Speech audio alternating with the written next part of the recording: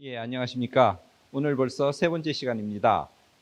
신약 이야기, 저희가 제목을 지금까지 했던 거 이렇게 쭉 한번 적어 놔 봤습니다.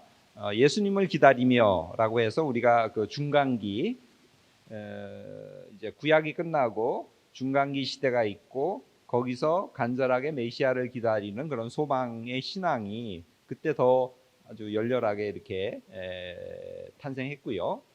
그래서 중간기에 대한 이야기를 했고, 그리고 이제 그 중간기에 사람들이 기대하고 소망했던 그 예수님, 메시아, 인자로서 예수 그리스도께서 오셨죠. 그래서 두 번째 시간에 주님으로 오신 예수님에 대해서 우리 지난 시간에 했습니다. 자, 그리고 나서 이제 오늘 세 번째인데요.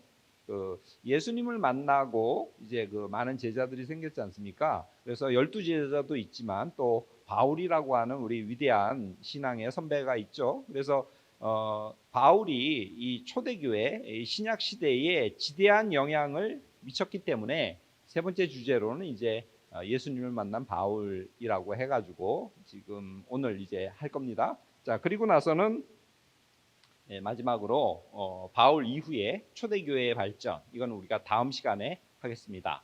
자, 그래서 이제 오늘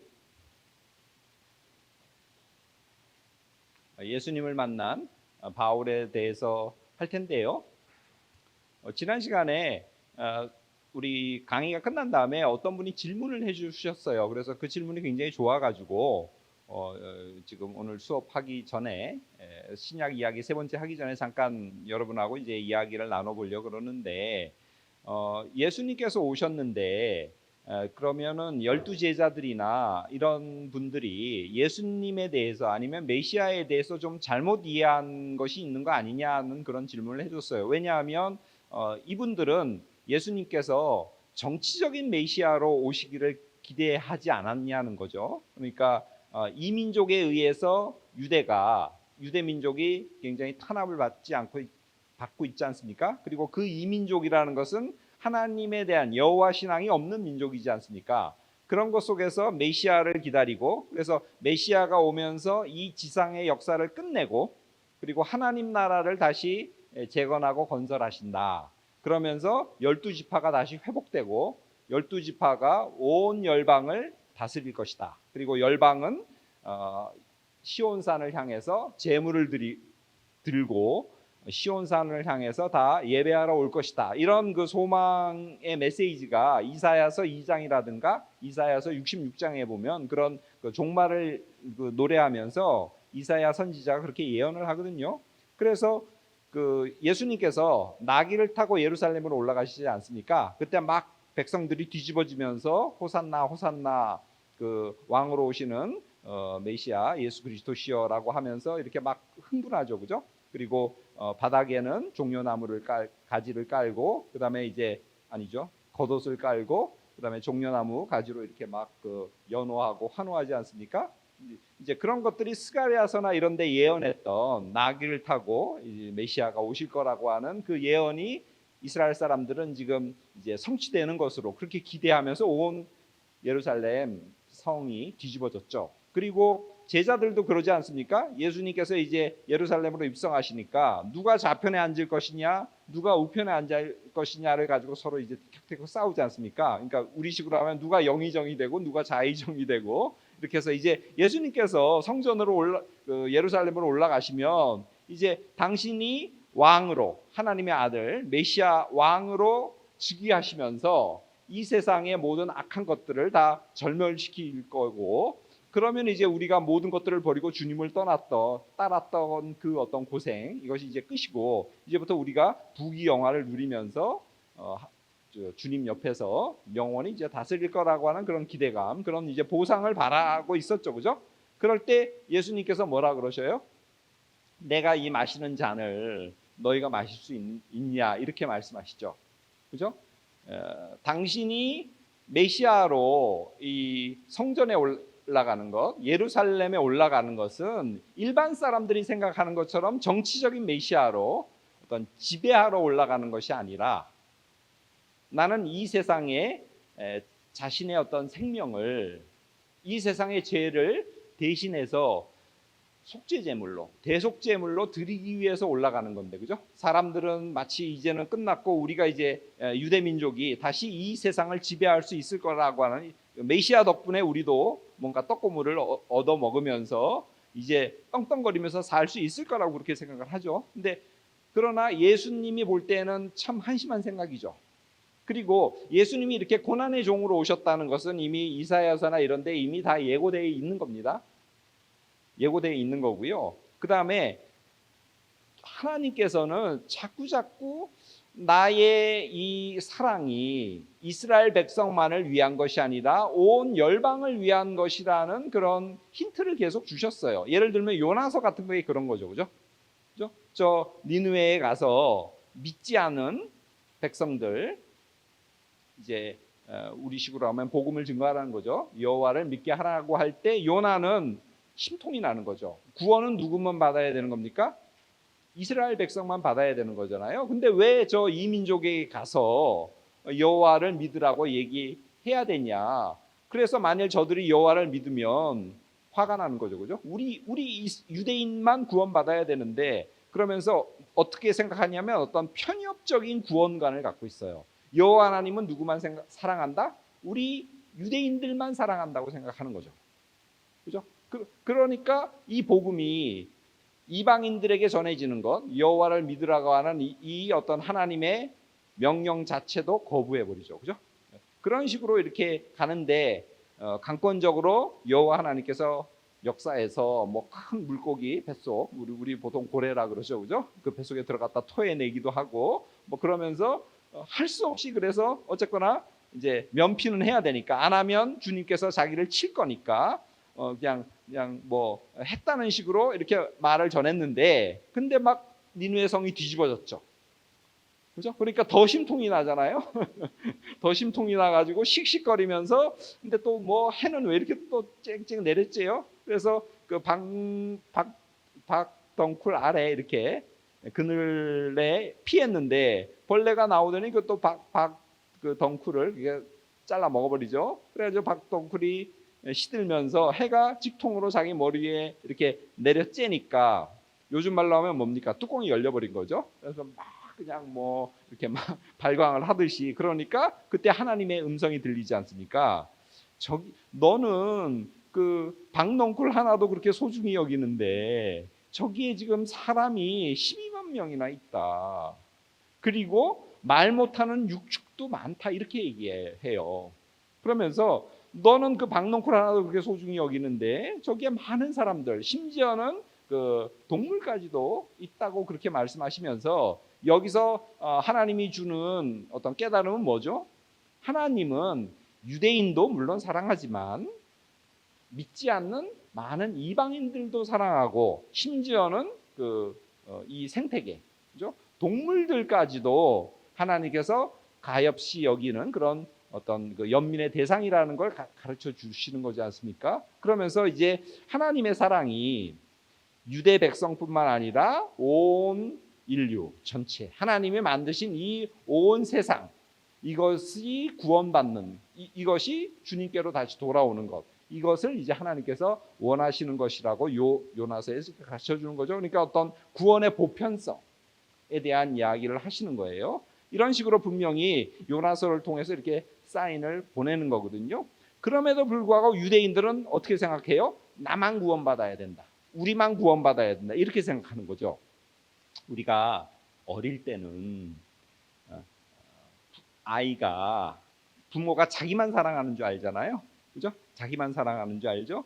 그런데 이렇게 커가면서 어떻게 됩니까? 부모가 물론 나도 사랑하지만 부모가 또 다른 불쌍한 여러 사람들이나 아이들을 사랑할 수도 있다는 걸 배우지 않습니까? 그러니까 그게 이제 성숙한 그 깨달음이죠. 부모도 하나의 인간이고 부모가 나를 사랑하지만 그러나 부모가 다른 사람도 사랑할 수 있다는 것을 이제 깨달아 아는 거 아닙니까? 그러니까 유대인들은 처음에는 굉장히 하나님께서 우리만 선택했고, 물론 틀린 말은 아니에요. 그러니까 자기들이 이제 그 선민이죠. 그래서 선민 의식으로 여호와 신앙을 계속 포기하지 않고 지키지만, 그리고 여호와 하나님과 어떤 귀한 그런 관계를 맺지만, 그럼에도 불구하고 이제 그들의 신앙이 점점 더 성숙해져서 하나님이 우리만 사랑하는 것이 아니라 온 세상, 그리고 그 세상은 누가 만드신 겁니까? 하나님이 만드신 거잖아요. 그렇기 때문에 온 세상이 죄로부터 벗어나서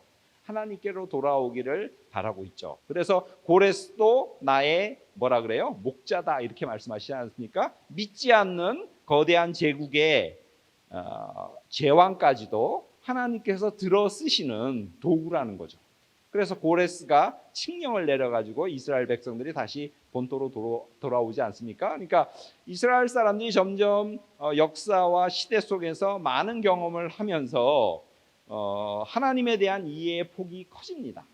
처음에는 편협하게 하나님은 우리만 사랑한다 이랬다가 이제 바벨론 포로로 끌려가 보니까 시야가 확 넓어져요. 유대의 좁은 요 땅덩어리에만 있다가 그죠? 외국에 나간 거죠. 우리가 외국에 나가면 다 애국자가 된다 그러잖아요.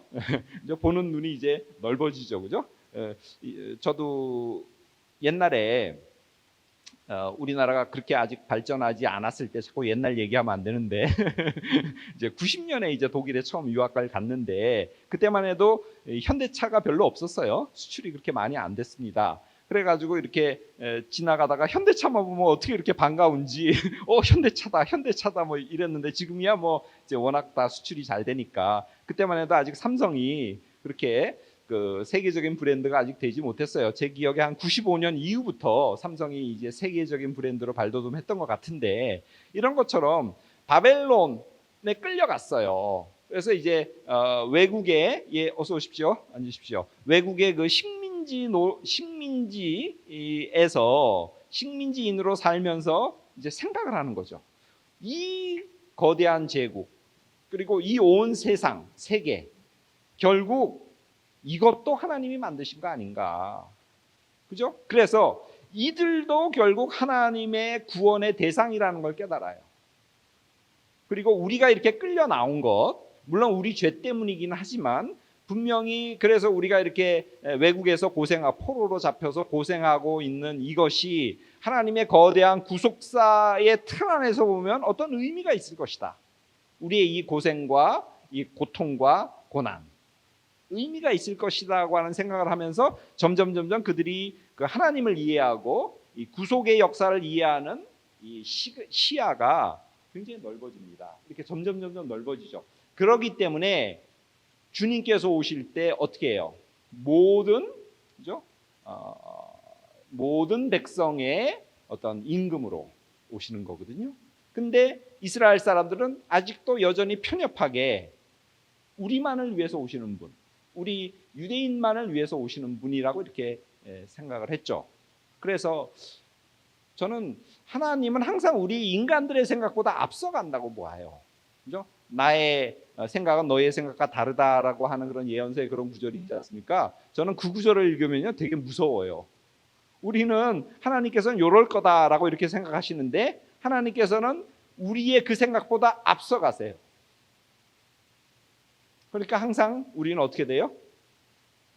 항상 늦는 거죠. 그러면서 항상 하나님을 실망시켜요.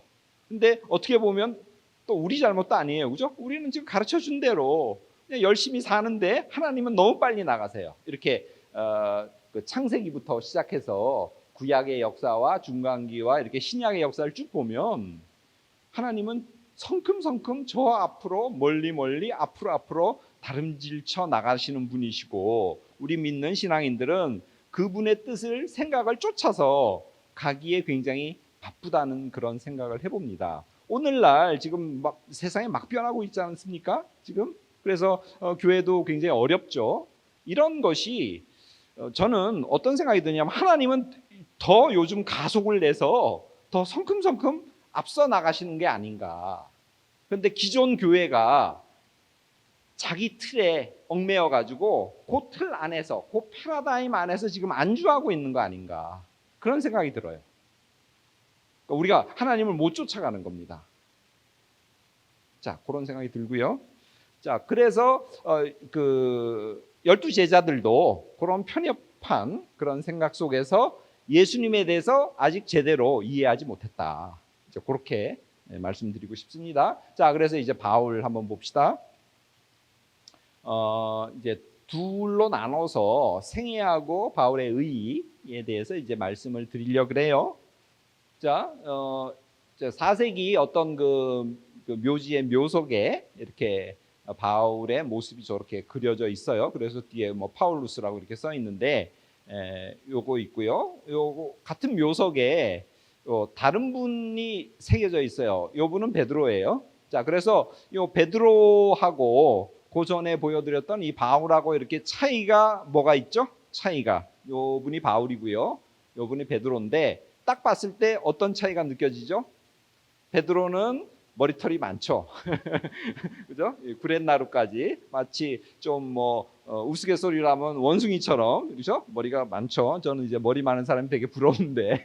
자, 근데 바울은 보시면 상대적으로 머리가 없죠. 그래서 요즘 뭐 M자형 머리 뭐 이렇지 않습니까? 그래서 바울은 그 3세기에 바울에 대한 그 모습을 이렇게 묘사한 글이 있거든요. 거기에 보면 바울은 되게 못생겼고 머리숱이 적고 요즘으로 하면 이제 대머리란 뜻이죠. 그리고 안짱다리고 말을 되게 못했다. 그런 그 테클라 행전이라고 하는 3세기 글에 바울에 대한 그런 모습이 이렇게 묘사되어 있어요. 근데 여기 보시면 확실히 머리털이 없죠, 그죠? 네. 그래서 이렇게 어떤 그림을 볼 때 좀 머리가 제일 없는 분, 그분은 바울이다 이렇게 생각하시면 거의 틀림이 없어요. 자, 요 이제 보시고요.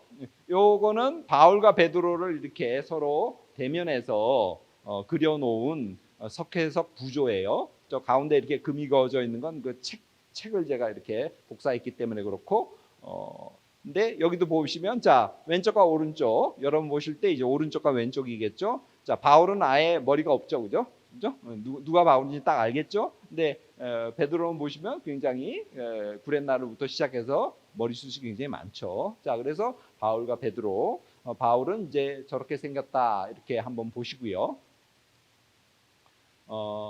생애에서 보면 그 길리기아 다소 출신이라고 그렇게 말하고 있습니다. 그러면서 사도행전 21장 39절에 보면 소읍이 아닌 길리기아 다소에서 나는 태어났다. 그래서 굉장히 큰 도시예요. 아마 인구가 한 50만 명 정도 되지 않았나 생각해요. 여러분, 2000년 전에 50만 명이 한 도시에 살았다면 그건 어마어마한 도시입니다. 그 한 100만 명 정도가 살았던 도시가 그 당시에 요 지중해 유역에 한 세 도시 정도가 100만 명 정도라 그래요. 어느 도시일까요? 여러분, 그 예수님 당시에 한 100만 명 정도 살았던 이 지중해 연안의 큰 도시, 세 도시를 꼽으라고 하면 어떤 도시가 생각이 나죠? 예를 들면 로마, 그죠? 당시에 제국의 수도였으니까 로마가 한 100만 명이었을 거라 그러고요. 그 다음에 또 알렉산드리아도 한 100만 명 정도 된다 그래요. 그리고 그 수리아 안디옥, 여기도 한 100만 명 정도가 된다 그럽니다. 이렇게 세 도시가 지중해 연안에서 당시에 인구 100만 명 정도를 가진 도시고요. 그때 100만 명이라 그러면 요즘으로 치면 한 2천만 명 정도의 메트로폴리스를 이제 뜻할 겁니다. 자, 근데 길리기아 다소가 50만 명이면 어마어마하게 큰 도시예요. 요즘으로 치면 한 1000만 명 정도, 800만, 900만, 1000만 명 정도의 어떤 시민을 갖고 있는 그런 도시였습니다. 그러니까 소읍이 아니라는 말이 틀린 말이 아니죠. 그리고 여기에 보면 이제 알렉산더 대왕이 여기 다소를 지나갔습니다. 조금 이따 제가 설명드릴 거고요. 클레오파트라, 그 세계의 그 둘째가라면 서로 할 정도로 그 미모를 자랑했던 클레오파트라 이집트의 여왕도 이 다소에 왔었고요. 그리고 다소에는 키두누스 강이라는 강이 흘렀고, 그다음에 길리기아의 문 또는 길리기아의 관문이라고 하는 그런 그 영이 있었습니다. 그것도 좀 이따 설명드리고요. 교통, 요지, 무역의 중심지, 그다음에 그 양이나 염소 털로 이렇게 짠 모직, 이걸 라틴어로 킬리키움이라 그랬어요. 그래서 여기서 어떤 말이 나왔냐면 그 길리기아라는 말이 나왔습니다. 그러니까 다소가 길리기아의 다소인데 그 길리기아라는 그 말의 어원이 킬리키움, 그래서 양이나 염소 털로 짠 모직물, 이걸 이제 킬리키움이라 그랬고요. 그게 굉장히 유명해서 이쪽 그 산업으로 굉장히 유명해서 그 전체 지역을 길리기아라는 이제 이름을 붙였습니다. 그리고는 또 뭐 스토아 학문이라든가 철학과 학문의 도시였어요. 그 유명한 스토아 학자들이 여기 많이 살았습니다. 그러니까 대도시에다가 그러니까 교육 도시이고 그리고 이제 교통과 무역과 모든 것들이 번성했던 도시고 그다음에 많은 인구를 가졌던 그런 도시입니다. 길리기아 다소 바울의 고향이에요.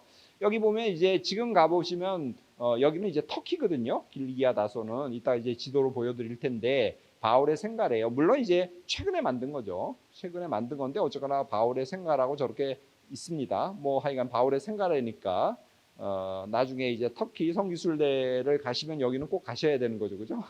바울의 생가라고 이렇게 딱 돼 있으니까 이제 저렇게 돼 있고요. 그다음에 이제 이게 키두누스 강입니다. 우리 뭐 한강처럼 다소를 관통해서 흐르는 강이고 이 강에서 그 알렉산더 대왕이 원정을 오면서 이 강에서 목욕을 했대요. 3월인가 4월에. 그랬다가 이제 감기에 걸려가지고 한 달 동안 아주 심하게 알아 누워서 원정이 한 달 정도 지체되었다고 합니다. 다소의 그 키두누스 강이고요. 그다음에 요게 클레오파트라의 문입니다. 그러니까 뭐 동대문, 남대문 뭐 이런 식으로 클레오파트라가 여기 왔었기 때문에 그것을 기념해서 이 클레오파트라의 문이라고 되어 있고, 근데 겉에는 다 밖에는 다 저기 뭐 대리석인가 최근에 아니면 콘크리트인가요? 그걸로 그냥 쳐발라 놨죠. 쳐발라 놨다 그러면 안 되는데 하여간 클레오파트라의 문이고요. 클레오파트라도 여기에 왔었을 정도로 굉장히 유명했던 도시입니다. 그리고 이게 길리기아의 관문인데요. 이 다소에서 내륙쪽으로 들어갈 때 이 영을 이게 넘어야 돼요. 우리 뭐 대갈령, 뭐 미실령, 한계령 이렇게 있지 않습니까? 그래서 그 영을 넘을 때 거기다가 이제 성문을 지어놓고 보초를 세워가지고 통제를 합니다. 그래서 이게 길리기아의 관문이에요. 이 관문을 통과해서 이제 안으로 내륙 쪽으로 들어갈 수 있고 이제 내륙 쪽으로 들어가면 거기에 이제 갑바도기아입니다. 갑바도기아. 그리고 바울이 여기를 통해서 두로 이고니온 루스트라로 갈 때도 이제 이 길을 통해서 갔고요. 알렉산더 대왕이 이 다소로 올 때도 이 관문을 통해서 이 다소로 내려옵니다. 그래서 여기가 이제 길리기아의 관문, 뭐 대관령과 같은 그 영제 그 위에다가 이렇게 성문을 만들어 놨습니다. 자, 그리고 그 옆에 보면 그 돌비석이 있습니다. 저기 이제 정으로 이렇게 판 오른쪽 아래에 보이시죠? 그리고 그곳을 좀 더 확대된 게 이거예요. 쉽게 말하면 이제 방명록 같은 겁니다. 그래서 유명한 사람이 지나가면 나중에 누가 여기를 지나갔다고 사람 이름을 이렇게 쭉 써 놓습니다. 그래서 그 길리기아의 관문 옆에 그 돌비석이 이렇게 있고요. 그래서 뭐 알렉산더 대왕이라든가 유명한 사람들이 여기를 지나갔고 바울도 이제 선교 여행을 떠날 때 이쪽으로 해서 위로 올라갔습니다. 자, 그래서 이제 길리기아의 문, 길리기아의 관문 소개해드렸고요. 바울이라 그럴 때 사울이라고 하죠, 그죠? 사울이라고 하는 바울이 아니면 바울이라고 하는 사울이라는 그 표현이 나옵니다. 이 사울이란 말은 저기 히브리어로 이렇게 써놨죠, 사울이라고. 그래서 소명 이후에도 사실은 사용돼요. 그러니까 우리가 보통은 주님을 영접하기 전에는 사울이었다가 주님을 영접한 이후에는 바울이다. 그래서 사울은 큰 자라는 뜻이고 사울은 작은 자라는 뜻이다. 이렇게 이제 많이 교회에서 이렇게 설명을 듣죠. 그 말도 맞고요. 그리고 일단 발음으로 보면 사울은 히브리 이름입니다. 히브리식 발음이에요. 사울이고 그리고 그 밑에 바울이라고 제가 적어놨죠. 영어로는 이제 폴이라고 하고 그다음에 이제 독일어나 이런 그 스페인 이쪽 계통에서는 이제 파울루스라 그러고 헬라어로는 그 옆에 파울로스라 그래요. 헬라어로 파울로스를 이게 독일어나 이쪽에서 그냥 파울루스라고 거의 똑같이 했고 영어는 좀 더 심플하게 폴이라고 이렇게 얘기했습니다. 그래서 우리가 한글말로 바울이라고 할 때 이것은 헬라어를 그냥 음역해가지고 그죠? 전자해가지고 발음하는 거고요. 사울 그러면 이것은 히브리어를 그죠? 전자해서 발음한 겁니다. 그러니까 사울은 언어적으로 보면 히브리어고 그다음에 바울은 헬라어에서 나왔다 이렇게 보시면 되겠습니다. 자, 그래서 우리가 이민 간 어떤 한국 가정이 있을 때 그 거기서 애를 낳았다고 쳐봐요. 그러면 집에서는 걔를 철수라고 부르는데, 근데 이제 시민권자고 얘가 어릴 때부터 그쪽에서 초등학교도 다니고 사회생활을 해야 되니까 성은 그대로 있지만 이름을 철수라고 했다가는 그 미국 사람들이 잘 발음을 못하지 않습니까? 그래서 이름은 뭐 데이빗이라고 이렇게 이름을 그냥 바꾸는 거죠. 그리고 걔가 집에 들어오면 철수야 철수야 부모들이나 친척들은 그렇게 부르는데, 이제 사회생활 할 때는 걔 이름은 데이빗인 거죠. 이름은 그냥 성은 그대로 리라고 하지만 이런 식으로 바울도 유대인들 사이에서는, 그러니까 집에서는 유대인과 같이 있을 때는 사람들이 유대식 이름으로 사울이라고 불렀고요. 근데 바울이 이제 밖에 나가서 사회생활 할 때는 이 파울로스, 그러니까 헬라식 이름으로 그렇게 부른 것 같아요. 그러니까 집에서는 철수지만 얘가 이제 사회생활 할 때는 데이빗으로 부르듯이 이렇게 히브리식 이름과 헬라식 이름 두 가지를 이제 같이 갖고 있었습니다. 그래서 제가 밑에다가 바울에다가 로마 헬라식 이름이라 그랬고, 그다음에 이게 이제 공식 이름이다 이렇게 적어놨죠. 그래서 사울과 바울에 대한 그 차이가 뭔지를 설명드렸습니다. 그다음에 다소는 그 예후다 벤 테마라고 하는 랍비가 나이 구분을 해놨는데요. 요게 5살입니다. 5살에는 성경을 배우고요. 그 다음에 10살에는 미시나, 그 유대 경전이 있습니다. 미시나를 배우고, 13살에는 계명을 배우고, 15살에는 우리 탈무드 있죠. 지혜의 경전 탈무드를 배우고, 18살에는 보통 이제 사내아이인 경우에 이제 장가를 보낸다 그래서 신부방에 간다. 이런 식으로 유대인들의 중요한 나이 때에 뭘 하는지를 지금 구별해 놨거든요. 그렇기 때문에 바울이 다소에서 태어났지 않습니까? 그리고는 이제 예루살렘으로 오는데, 그래 저 나이를 보면 일단 다소에서는 아주 기초 교육, 그래서 초등 교육과 뭐 미시나 정도, 토라 교육은 그래도 어느 정도 받지 않았을까 이렇게 추측을 해봅니다. 그러니까 지금 교육과 관련해서.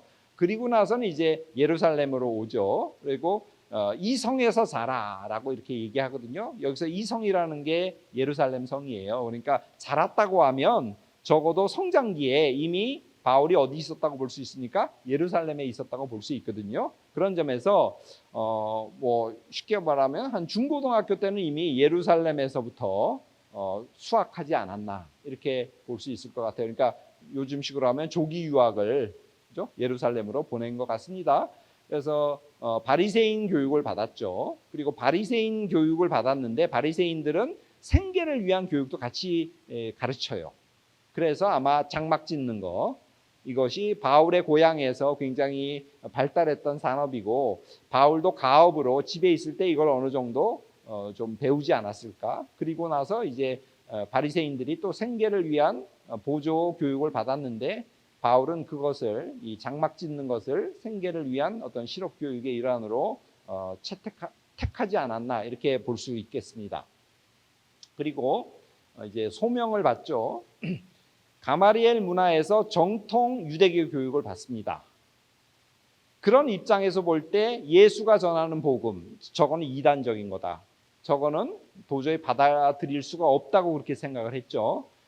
그래서 누구보다도 유대교에 열심이었던 바울은 그것을 두고 볼 수 없었습니다. 그 이상한 이단과 같은 말씀이 막 사람들 사이에 전파되는 것을 바울은 용납할 수 없었죠. 그래서 사도행전에 보면 그 집집마다 들어가서 믿는 자들을 끄집어내서 이렇게 쉽게 말하면 유대 당국의 관원에 넘기죠. 그리고는 그거 갖고는 성이 안 차서 뭘 합니까?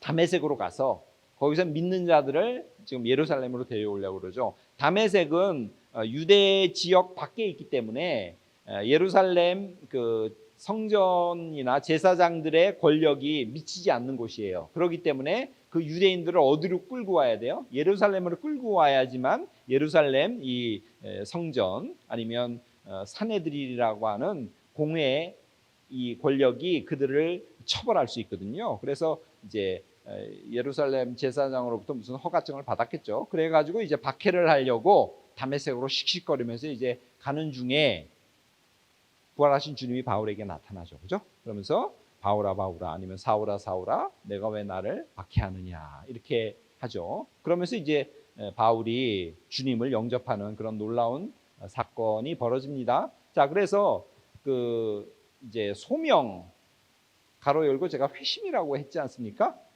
회심이라고 했는데 저는 회심보다는 소명이 더, 그러니까 소명 체험, 내가 뭘 해야 될지에 대해서 이 부활하신 주님을 만남으로 분명하게 이제 깨달았다고 저는 보고요. 그래서 다메섹 체험은 회심이라는 단어가 뭐 틀렸다는 건 아닌데 저 개인적으로는 회심이란 말보다는 소명 체험이라고 이렇게 표현하는 것이 더 낫지 않을까 생각을 하고 있습니다. 우리 빌립보서 저기 3장 7절 있지 않습니까? 한번 읽어봅시다. 빌립보서 3장 7절.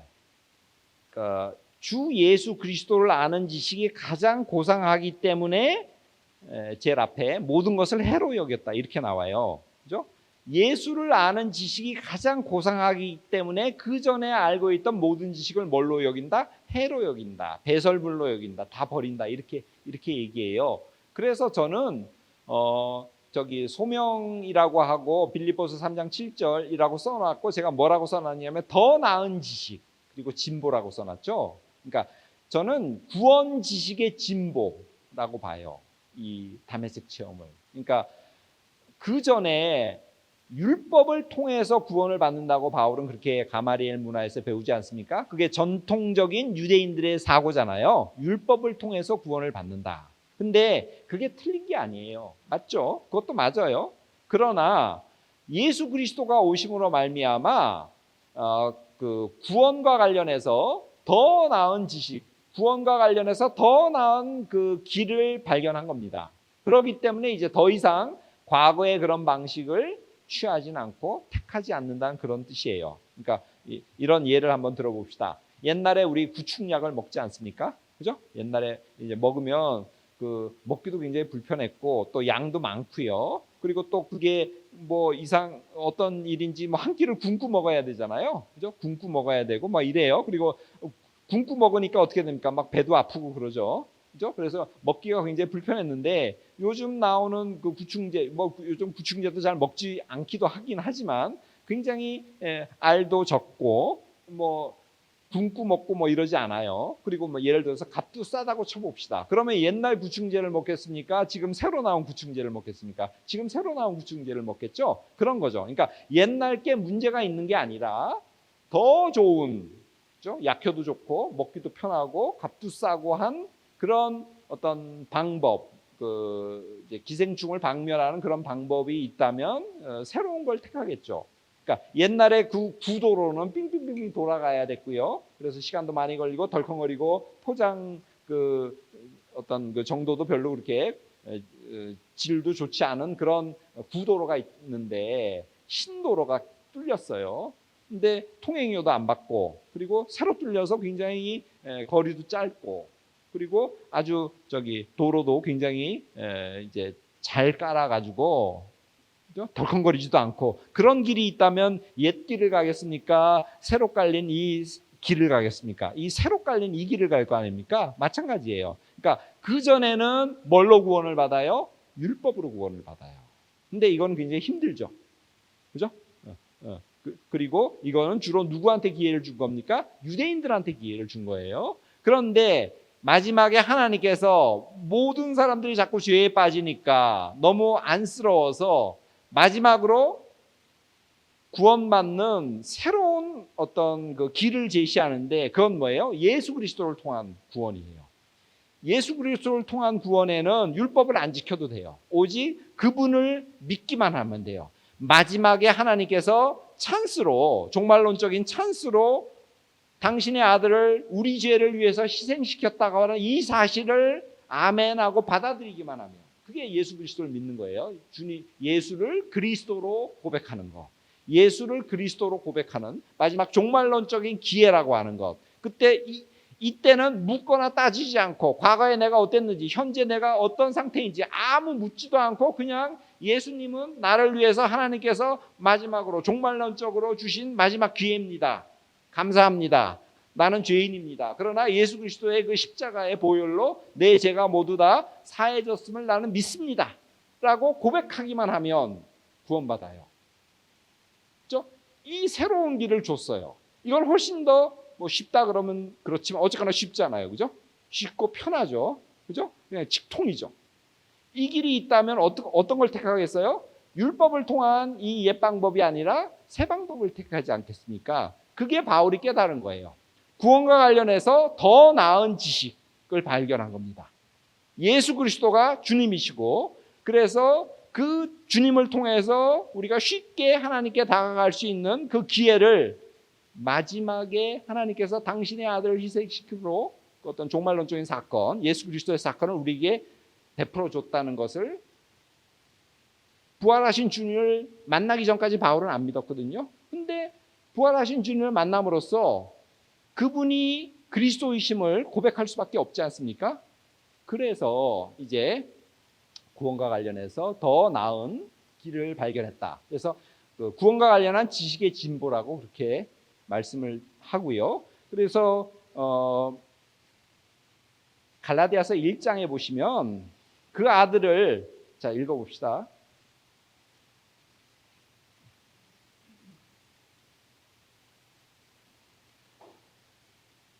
그 1장 15절에서 16절 누가 좀 읽어주세요. 갈라디아서 1장 15절에서 16절. 저기 또 나오네요. 자, 신식이에요. 아주 좋습니다. 자, 우리 같이 한번 읽어볼까요? 화면 보시면서. 저기 화면 보시면 돼요. 성경 안 보셔도 돼요. 여기 떴습니다. 자, 그의 아들, 시작. 그의 아들을 이방에 전하기 위하여 그를 내 속에 나타내시기를 기뻐하셨을 때에 내가 곧 혈육과 의논하지 않고 하고. 자, 보시면 아들을 이방에 전하기 위해서, 아들이라는 게 예수님이죠. 예수 그리스도를 이방에 전하기 위해서 그를 내 속에 나타나시기를 기뻐하셨다. 그가 내 속에 나타나셨다는 게 이게 무슨 사건이죠? 이게 다메섹 체험이에요. 다메섹 체험이에요. 그렇죠? 바울은 다메섹 체험을 굉장히 담담하게 얘기해요. 그러니까 본인이 자기니까 직접. 그죠? 서울의 옛날 얘기예요. 자꾸 옛날 얘기하면 안 되는데, 옛날에 그 동물원이 창경원이라고, 지금 창경원도 아니지만 창경원밖에 없잖아요. 그죠? 그러니까 서울 사는 사람은 뭐 창경원 가끔가다 가니까 그거 별거 아니라고 하는데, 뭐 60년대, 70년대 저 시골 사는 사람들이 서울에 와가지고 작심하고 이제 창경원을 갔어요. 그래서 뭐 코끼리도 보고 뭐도 보고 이제 시골에 내려가서 막 자랑하지 않습니까? 야, 창경원에 갔더니 뭐도 있고 뭐도 있고 뭐도 있다고. 그렇게 하듯이 그 직접 뭐 서울에 살지 않는 사람은 오히려 막 창경원에서 막 그냥 거품을 내면서 막 하는데, 서울에 사는 사람은 그 뭐 창경원에서 별로 그런 얘기 안 하지 않습니까? 그러니까 바울은 자기가 직접 경험했기 때문에 그냥 다메섹 체험에 대해서 그냥 아주 심플하게 담담하게 아들을 내게 나타나셨다, 아들이 내게 나타나셨다, 이렇게만 얘기해요. 근데 저기 사도행전에서는 그 3번이나 나오지 않습니까? 그러면서 뭐 공중에서 주님의 음성이 들으면서 왜 나를 박해하냐 하니까 바울이 이렇게 떨어져 가지고 뭐 눈이 안 보이고 그 같이 갔던 사람들도 이렇게 꼬꾸라지고 뭐 이런 식으로 해서 스펙타클하게 서사적으로 3번이나 이렇게 나와요. 근데 바울은 정작 어떻게 해요? 아들을 내게 나타내셨다, 이렇게 이제 체험합니다. 그래서 아들, 부활하신 예수 그리스도를 만남으로 말미암아 바울은 이분이 그리스도시다라는 걸 고백할 수밖에 없었고요. 그리고 그 다메섹 체험 속에서 하나님께서 미션을 주죠. 뭐죠? 나를 이방에 전하게 하기 위해서, 아들을 이방에 전하게 하기 위해서 그 아들을 내게 나타내시기를 기뻐하셨다, 이렇게 하죠. 그러니까 다메섹 체험은 곧 소명 체험이고요. 그래서 사명이 뭐예요? 이방인의 사도로 나를 보내게 하시려고 하나님께서 그의 아들을 내게 나타나게 하셨다, 이렇게 이제 고백을 하죠. 그래서 소명 체험이고, 그리고 이제 갈라디아서 1장 16절 저기 써놨지 않습니까? 그래서 거기서 자기는 뭘로 부름을 받았다? 이방인의 사도로 부름을 받았다고, 네, 저기 성경 구절 있죠? 자, 그래서 제 텍스트 띄워주시면요. 그래서 이방인의 사도가 됐죠. 사도행전은 3곳에서 했고요. 나머지는 이제 넘어갑시다. 그래서 회심이라는 건 사실 종교를 바꾸는 거거든요. 회심이라는 건 제가 왜 회심이라는 말보다는 이 제일 위에 소명이라고 하는, 아니면 더 나은 지식, 구원과 관련한 더 나은 지식을 얻은 사건이라고 설명하냐면, 회심은 약간은 좀 오해의 소지가 있기 때문에 그렇습니다. 자, 다음 보시면요. 이 회심이라는 것은 종교를 바꾸는 거잖아요. 뭐 불교에서 기독교 뭐 이런 식으로요. 그죠? 마음을 돌이키는 거니까. 그래서 보통 회심 그러면 이쪽 종교에서 이쪽 종교로 바꾸는 것. 그래서 어떤 생각을 할 수 있냐면 유대교에서 기독교로, 그죠? 종교를 바꾸는 것이라고 이제 보통 생각할 수 있어요. 근데 이게 틀린 건 아니에요. 그런데 좀 더 우리가 엄격하게 말하면 그 당시는 아직 유대교에서 기독교로 이렇게 넘어온다고 이렇게 생각할 수 있는데요. 그죠? 그게 회심이지 않습니까? 그리고 우리는 보통 머릿속에 그렇게 생각하고 있죠. 그런데 당시에는 아직 기독교가 온전한 실체로 존재하지 않았어요. 바울 당시에는. 기독교는 어디 안에 있었습니까? 그냥 유대교 안에 소종파로만 존재했습니다. 그렇기 때문에 회심이라 그러면 마치 기독교가 독자적인 하나의 세력으로서 독립적인 종교인 것처럼 우리가 잘못 이해할 수 있기 때문에 저는 그러니까 유대교가 기독교로 이렇게 넘어가는 이런 생각을 할 수 있기 때문에 회심이라는 말은 될 수 있는 대로 저는 안 썼으면 좋겠어요. 근데 그렇다고 회심이라는 말을 썼다고 그거 틀렸다 이렇게 말하지 마세요. 그럼 싸움이 되는 거고 싸울 필요는 없어요. 근데 보통 교회에서는 회심이라고 써요. 그죠? 근데 저는 개인적으로 회심이라는 말은 좀 이렇게 오해의 소지가 있다. 기독교가 독립된 하나의 신앙의 실체로 생각할 수가 있으니까 저는 좀 안 썼으면 좋겠다는 겁니다. 회심이라는 말이 틀렸다는 말은 아니에요. 자, 그래서 기독교는 이렇게 돼 있어요. 그러니까 아직은 실체가 없어요. 저쪽 바깥쪽으로 저희가 실선이 아니라 점선이죠, 그죠? 그러니까 기독교는 아직 실체가 구체적으로 없고 유대교 안에 한 분파로만 있었습니다. 그랬기 때문에 회심이라 그럴 때 유대교에서 기독교로 이렇게 옮겨 탔다고 하는 그런 오해의 소지를 불러일으킬 수 있기 때문에 저는 담에색 체험을 회심이라기보다는 소명 체험으로 이렇게 이해하는 게 더 좋지 않을까 하는 생각이 있어요. 뭐 크게 중요한 건 아니에요. 크게 중요한 건 시편 설명해 놓고 크게 중요한 거 아니다 그러면 맥이 빠지죠. 자, 가봅시다. 그리고 이제 그다음 이제 아라비아로 갔다가 다시 다메섹으로 돌아와서 예루살렘으로 가고 그리고 예루살렘 그 사도들을 만나고 그리고 수리아 길리기아에 가서 이제 거기에 그 바나바를 파송하죠. 그랬더니 바나바가 혼자 사역하기에는 버거웠던지 그 옆에 있는 다소에 있는 바울을 데려다가 같이 사역하죠. 그리고는 이제 2차 예루살렘 방문하고 안디옥 사건 일어나고 자 이렇게 하니까 너무 지금 혼란스럽죠? 네, 네. 너무 빨리 나가는 것 같죠, 그죠? 네, 그죠? 네, 그래요. 자 그리고 전도여행 떠나고 1차, 2차 그다음에 3차 때 저기 아니죠. 2차 때 2차, 3차 사이에 그 에베소에 굉장히 오래 머뭅니다. 그러니까 2차 때 돌아가면서 에베소에 있다가 우리하고 같이 있자고 하니까 내가 지금 예루살렘을 가야 되는데 하나님의 뜻이라면 내가 다시 올 거야. 그러면서 이제 빠이빠이 하고 예루살렘에 올라가죠. 그리고 예루살렘에서 이제 보고하고 다시 내려와서 3차 전도여행 하면서 에베소에 굉장히 오래 체류합니다. 약 2년간 체류하고요. 그리고 그 사이에 이제 마지막으로 헬라를 방문하고 그리고 이제 고린도에서 여기서 로마서를 쓰죠. 그리고는 이제 다시 예루살렘으로 왔고 그리고 체포되고 압송돼서 다시 로마로 가는 이런 게 이제 바울의 생애입니다. 자, 요게 이제 그 초록색으로 칠한 게 저기 바울의 1차 전도 여행입니다. 지금 좀 작긴 한데 그 수리아 안디옥에서 시작해서 그 앞에 있는 그 구브로 지금 사이프러스 섬이죠. 구브로가 바나바의 고향 아닙니까? 바나바가 구브로 출신이죠. 거기를 전도하고 그다음에 이제 그 비시디아 안디옥 그다음에 이고니온, 루스트라, 더베까지 갔다가 다시 백해서 다시 이렇게 돌아온 게 1차 전도 여행이고요. 자, 그다음에 이제 2차 전도 여행은 육로로 올라갑니다. 그래서 수리 안디옥에서 시작해서 저기 약간 이제 고동색인가요? 해서 예루살렘으로부터 해서 수리 안디옥으로 해서 저기 다소로 해서 다소가 고향이죠. 그리고 이제 길리기아의 관문을 지나 가지고 두로, 루스드라, 이고니온으로 해서 비시디아 안디옥으로 해서 저기 드로아로 해서 이제 유럽으로 건너가죠. 자, 그래서 저기 고린도까지 갔다가 이제 거기서 배를 타고 에베소로 갔다가 에베소에서 예루살렘으로 올라가는 거. 이게 2차 전도 여행이고요.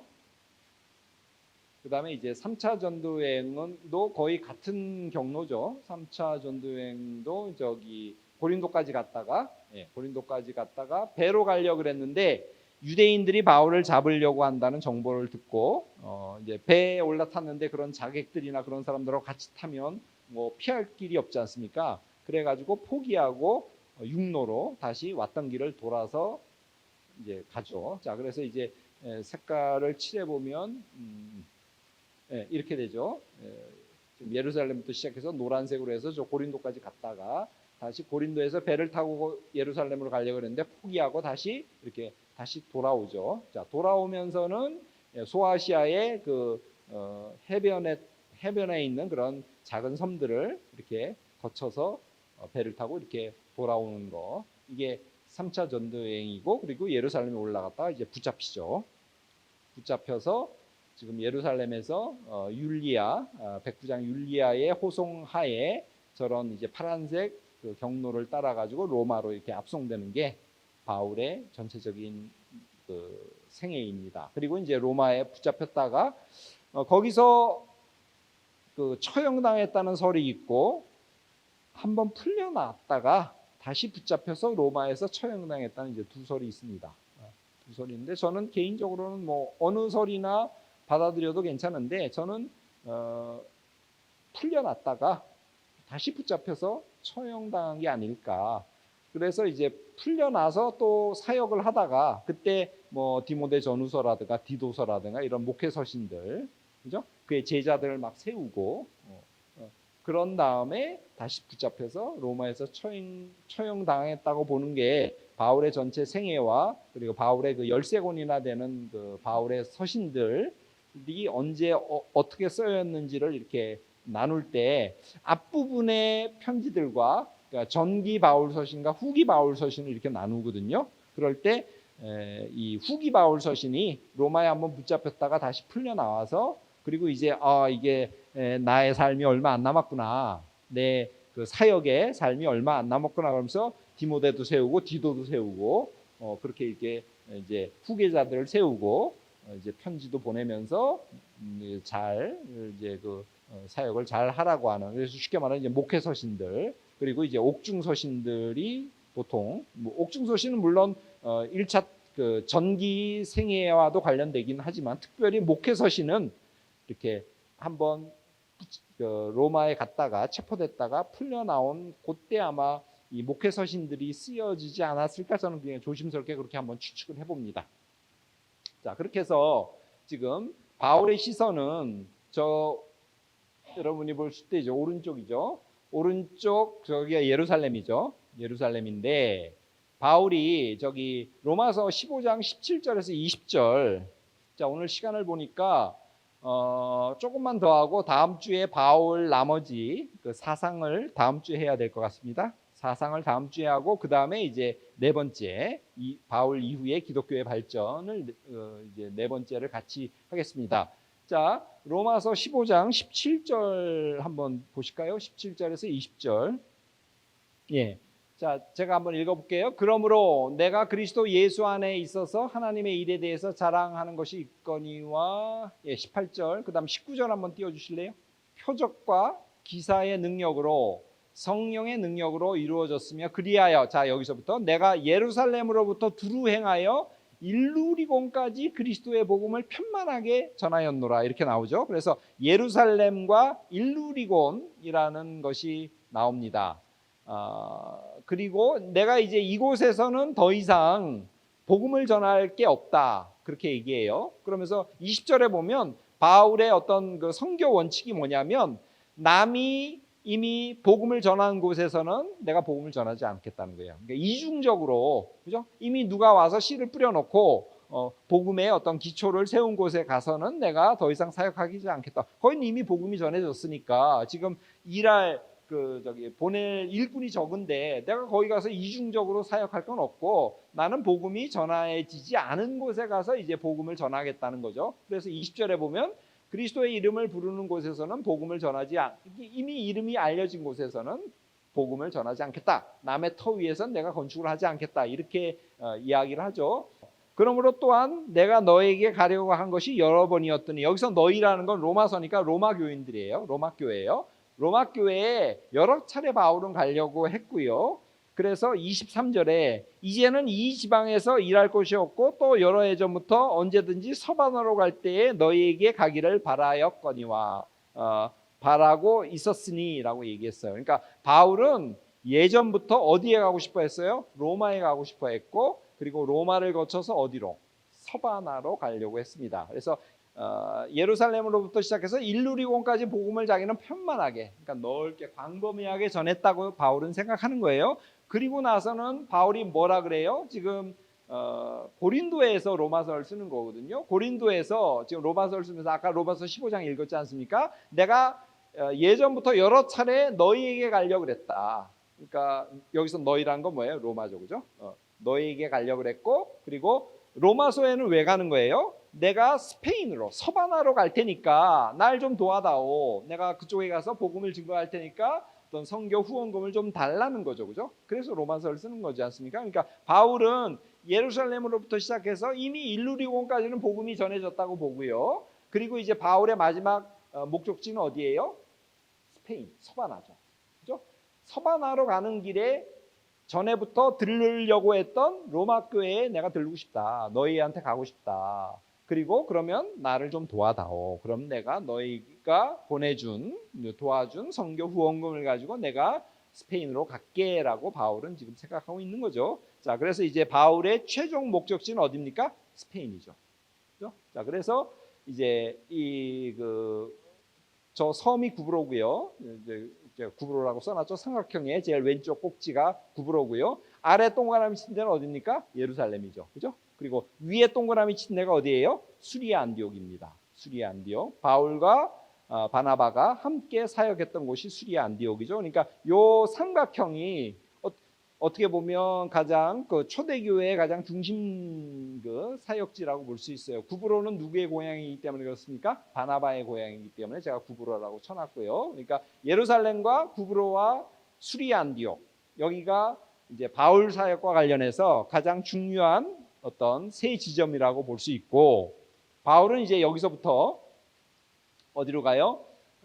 에게 중심으로 그 선교 영역을 넓힙니다. 저기 에게는 왼쪽부터 보면 거기가 이제 고린도고요, 아테네고, 데살로니카고, 그다음에 빌립보고, 이제 터키로 가면 에베소죠, 그죠? 그리고 드로아, 에베소, 이런 지역에다 바울이 전도를 해요. 그러니까 이제 이 지정학적으로 보면 그 삼각형, 유대 기독교 아니면 기독교의 가장 중요한 그 세 지점, 바울의 선교와 관련해서. 왜냐하면 바울이 누구하고 같이 사역했어요? 바나바하고 같이 사역했기 때문에 제가 구브로도 집어넣어서 이제 구브로하고 수리아 안디옥하고 예루살렘, 거기가 이제 삼각형으로 세 지역이고요. 그리고 바울은 그 이후에는 어디로 갑니까? 에게 유역의 그 해안 지역의 큰 도시들, 거기다가 선교지를 구축합니다. 그래서 제가 에게라고 써놨고요. 이렇게 말구평으로 거기에 이제 바울은 선교 영역을 그쪽으로 이제 확장하고, 그리고는 바울은 어디를 가려고 그래요? 저희가 로마죠, 그죠? 이제 로마를 가려고 그러는 거죠. 그리고 그래서 로마서를 쓰죠. 가면 너희들이 날 도와다오. 그럼 내가 어디로 갈게? 궁극적으로 스페인으로 가려고 그러죠. 그래서 바울은 지금 이렇게 지금 그 어떤 지정학적으로 나는 계속 방향으로 보면 어디입니까? 서쪽이죠, 그죠? 서쪽으로. 그리고 바울은 그 로마 제국만을 생각하기 때문에 헬라어가 통하는 그런 문화권, 그 밖은 야만인이 사는 곳이지 않습니까? 그러니까 말이 안 통해요. 그러니까 바울은 그 문명권이라고 하면 저 지중해를 둘러싸고 있는 그 해안 지역의 여러 도시들이나 여러 지역들을 바울은 세계라고 보는 겁니다. 월드라고 보고요. 바울은 이 아시아나 이쪽은 전혀 머릿속에 없어요. 그러니까 헬라어가 통하는 곳, 헬라 로마 문명권, 이게 이제 바울에게서는 세계죠, 그죠? 그 세계의 땅끝은 어디입니까? 스페인이죠. 그죠? 스페인까지 가려고 그러죠. 그러니까 가장 동쪽 예루살렘에서부터 시작해서, 여기서부터 시작해서 가장 세상의 제일 끝, 우리가 땅끝 마을, 그럼 뭐 해남이지 않습니까? 그런 것처럼 바울의 머릿속에는 이 그 지중해를 둘러싸고 있는 로마, 헬라 로마 문명권, 이게 이제 바울의 머릿속에 들어있는 세상입니다. 저 뭐 인도나 저 뭐 아프리카나 아니면 저 극동아시아 이런 건 바울의 머릿속에 없어요. 그래서 땅 끝까지 가려고 하죠. 궁극적인 목표가 그래서 서바나 스페인입니다. 자, 이렇게 해서 이제 바울의 이제 의의는 다음 시간에 하겠습니다. 다음 시간에 바울의 의의를 하고, 그리고 제일 마지막에 초대교회의 발전에 대해서 하겠습니다. 그리고 다음 시간에 요거를 좀 더 설명을 할까 싶어요. 뭐냐면 요 삼각형, 요 삼각형에 대해서 다시 한번 바울의 그 선교와 관련해서 초대 기독교의 발전에서 가장 중요하다고 생각하는 것이 여기 예루살렘과 바로 위에 수리아 안디옥과 지금 구브로 이렇게 해서 제가 삼각형을 그려놨지 않습니까? 그리고 나서는 이제 그 다음 에게해, 그리고 이제 로마, 그리고 이제 스페인, 서바나 이렇게 했는데 가장 첫 시발점이 여기 삼각형 저 부분이거든요. 그래서 요 그 삼각형 여기에 대해서 잠깐 그 갈라디아서 2장 11절, 12절, 13절과 연관시켜서 저 삼각형 부분에 대해서 좀 더 다음 주에 설명드리겠습니다. 자, 오늘은 여기까지, 그러니까 바울의 그 첫 번째 부분을 설명했다고 보면 되겠습니다. 자, 오늘 여기까지 이것으로 마칠까요? 예, 감사합니다. 예.